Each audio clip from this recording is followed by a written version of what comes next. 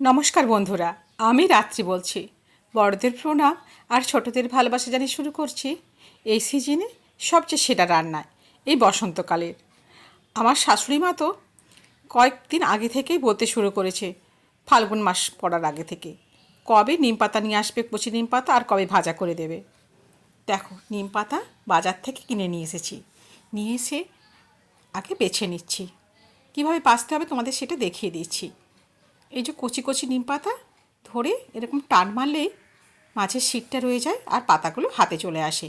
এইভাবে সমস্ত নিম পাতাগুলোকে খুব ভালোভাবে বেছে নিচ্ছি।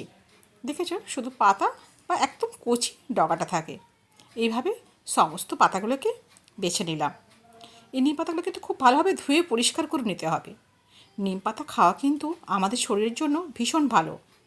হাম পক্স অনেকটাই রোধ হয় এই সময়ে। সজনে ফুল, সজনে শাক, সজনে ডাঁটা বা এই নিম পাতা খেলে। এই নিম পাতাটা আজকে রান্না করব আমি বেগুন দিয়ে।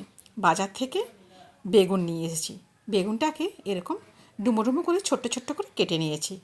চলো নিম পাতাটাকে পরিষ্কার করে ধুয়ে নিই। একটা ঝুড়িতে নিয়ে খুব ভালোভাবে জল দিয়ে নিম পাতাগুলোকে ধুয়ে জল ঝরতে দিয়ে দেবো। এই একইভাবে আবার বেগুনগুলোকেও খুব ভালোভাবে ধুয়ে নিয়ে জল ঝরতে দিয়ে দেবো। অনেকে কিন্তু বেগুনে নুন হলুদ মাখিয়ে রাখে, আমি কিন্তু সেটা করি না। ধুয়ে পরিষ্কার করে একদম জল ঝরিয়ে নিই। তারপরে সর্ষের তেল বসিয়ে কড়াইতে তেলটা যখন গরম হবে, প্রথমে নিম পাতাগুলোকে ছেড়ে দেবো। এই নিম পাতাগুলোকে গ্যাসের ফ্লেমটা কমিয়ে একদম মুচমুচে মুড়মুড়ে করে ভেজে নেব। তাতে কিন্তু শরীরে তেলটা অনেকটা কম যায়। বেশি তেল খাওয়া শরীরের পক্ষে একদমই ভালো নেই। অনেকে বলো না, নিম বেগুন খেলে গ্যাস অম্বল হয়। না বন্ধু, আমার মতো করে যদি তোমরা রান্না করো, দেখবে একদমই গ্যাস অম্বল হবে না। তেলের পরিমাণ তুমি যত কম দেবে ততই শরীরের পক্ষে ভালো। পরিমাণ মতো লবণ দিলাম নিম পাতার অনুযায়ী। এবারে গ্যাসের ফ্লেম কমিয়ে কমিয়ে উলট পালট করতে করতে দেখতে পাচ্ছ একদম মুচমুচে করে নিম পাতাটা ভেজে নিয়েছি। আর ওপর দিকে তুলে দিলাম, তাহলে যেটুকু তেল থাকবে একদম নিচ থেকে বেরিয়ে আসবে। একটা পাত্রে তুলে নিলাম। এবারে ওই তেলের মধ্যে বেগুনটা দিয়ে দেবো। কত অল্প পরিমাণ তেল ছিল দেখতে পেয়েছো তোমরা। এবারে বেগুনের সাথে পরিমাণ মতো লবণ আর হলুদের গুঁড়ো দিয়ে দেবো। এবারে কিন্তু গ্যাসের ফ্লেমটা কমিয়ে দেবো। কমিয়ে দিয়ে খুব ভালোভাবে মিনিট 2 ধরে এরকম নাড়িয়ে নেবো। তেল না থাকলেও চলবে। দেখবে এইভাবে কিন্তু নাড়াচাড়া করতে করতে অনেকটাই তেল বেরিয়ে আসবে।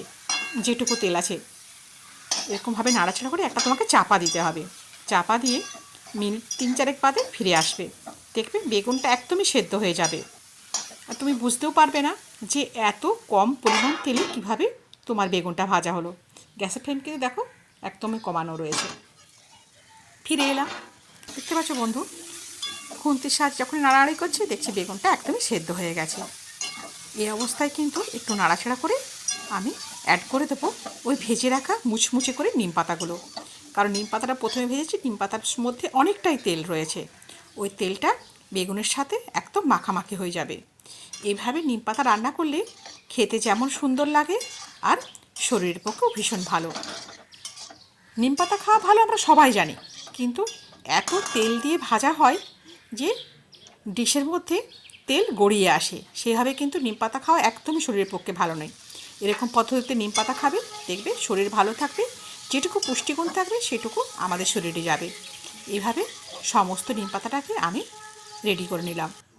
এটা অ্যাকচুয়ালি লাঞ্চের রেসিপি। গরম ভাতে এই নিম পাতাটা খেতে ভালো লাগে। বন্ধুরা, আজকের রেসিপি যদি ভালো লাগে অবশ্যই একটা লাইক কমেন্ট শেয়ার করবে।